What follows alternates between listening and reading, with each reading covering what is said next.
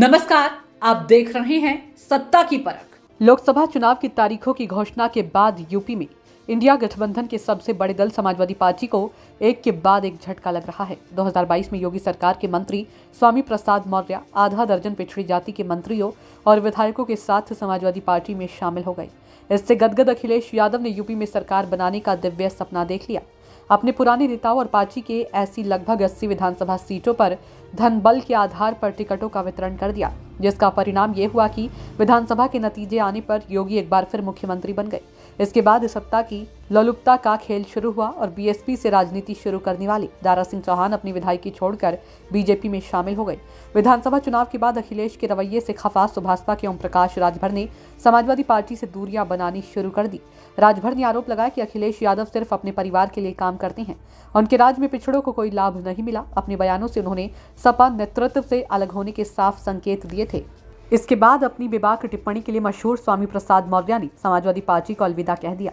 अखिलेश यादव ने जो स्थिति विधानसभा चुनावों से पहले पिछड़ों के बीच बनाई थी, वो धीरे धीरे ध्वस्त होती नजर आ रही है। सपा को यूपी में लगातार झटका लग रहा है। हाल ही में राज्य में संपन्न हुए राज्यसभा के चुनावों में ऊंची जाति के लोगों को उम्मीदवार बनाए जाने पर अपना दल कमेरावादी पार्टी की पल्लवी पटेल ने खुली बगावत कर दी। साथ ही सपा के 7 से 8 पार्टी विधायकों ने खुलेआम बीजेपी उम्मीदवार को वोट देकर अखिलेश को चुनौती दे डाली। राज्यसभा चुनाव से ठीक पहले सपा के पिछले कई सालों से सहयोगी रहे आरएलडी ने एनडीए का दामन थाम लिया। अखिलेश यादव ने रालोद के साथ गठबंधन टूटने का ठीकरा जयंत चौधरी पर फोड़ते हुए कहा कि रालोद ने 0 से शुरू किया था और अब सपा के सहयोग से विधायक बने हैं। सीटों के बंटवारे के सवाल पर कहा कि सारे आरोप गलत हैं, हमारे मोबाइल में सबूत है। अखिलेश यादव ने रालोद की तरफ इशारा करते हुए कहा कि 2018 में इनका खाता खाली था। जब तबस्सुम जीती तब हमने कहा था कि चौधरी चरण सिंह की विरासत को आगे लेकर आ रहे हैं। 2022 में सपा के सहयोग से इनके विधायक बने और जयंत राज्यसभा पहुंचे। समाजवादी पार्टी पर प्रत्याशी थोपने का आरोप लगाना गलत है। रालोद ने जो सपा पर जो आरोप लगाए जा रहे हैं वह पूरी तरह गलत है। अखिलेश ने कहा कि राजनीति में सपा को लंबा सफर तय करना है।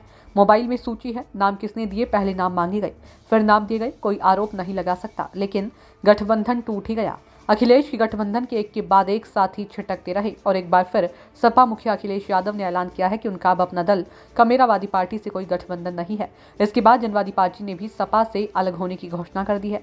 पार्टी के अध्यक्ष संजय चौहान ने अखिलेश यादव पर वादा खिलाफी का आरोप लगाया। आखिर सहयोगी दलों से सपा क्यों तालमेल नहीं बैठा पा रही है।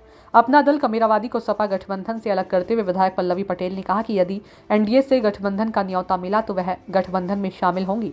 अखिलेश यादव ने अपने गठबंधन के सहयोगियों को छिटकने पर कहा कि लोग हमारा साथ नहीं छोड़ रहे हैं, उनके डिमांड को मैं पूरा नहीं कर पा रहा हूं।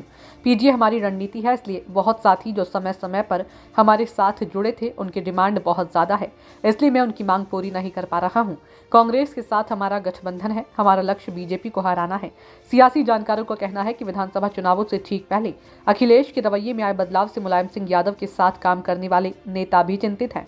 सपा के नेताओं का मानना है कि जिस प्रकार राज्यसभा और विधान परिषद के चुनावों में दूसरे दलों से आए लोगों को उम्मीदवार बनाया गया है, इससे पार्टी में सब कुछ ठीक ठाक नहीं है। विधानसभा चुनावों के बाद से ही सपा के मुस्लिम नेता अपनी उपेक्षा का आरोप लगा रहे हैं। इंडिया गठबंधन के बलबूते अखिलेश यादव अपने आप को संवारने में लगे हैं। आने वाले समय में समाजवादी पार्टी यूपी की राजनीति में अपना कितना दमखम दिखाएगी, यह समय ही बताएगा। सत्ता की परख के लिए अवधेश कुमार सिंह की रिपोर्ट।